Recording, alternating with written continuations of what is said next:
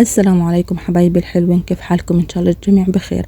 اليوم بنتكلم عن صابونة كوجيسان، الفرق بينها وبين الأصلي والتقليد. طبعا في بعض الناس ياخدون صابونة كوجيسان ويقولوا ما شفنا منها يعني نتيجة، فنحن لازم ناخد الأصلي عشان نحصل على نتيجة يعني مرضية.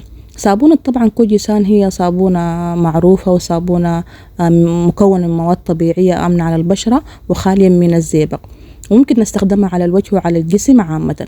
اللي بيميز صابونة كوجيسان إنها هي بتفتح البشرة وبتقلل من البقع الداكنة اللي بتكون موجودة على الوجه، وكمان بتعمل على ترطيب البشرة، وهي صابونة خاصة بالبشرة الدهنية.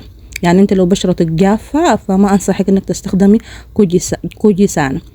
كمان ايضا بتقلل الندوب والعلامات الحمراء اللي بتكون موجودة على الوجه. صابونة مثل ما قلت لكم آمنة على الوجه، وبس لازم نحن بعد ما نستخدم الصابونة لازم نعمل مرطب، لازم نرطب وجهنا. الصابونة موجودة بكل الصيدليات وبكل المحلات مواد التجميل. طبعا باستخدام الصابونة لفترات طويلة أو استخدام المستمر للصابون إن شاء الله بنحصل على بشرة ناعمة وصافية بإذن الله. طبعا الأصلية بيكون عليها ختم فضي بالصندوق من الخارج، والتغليد بتجي بدون ختم.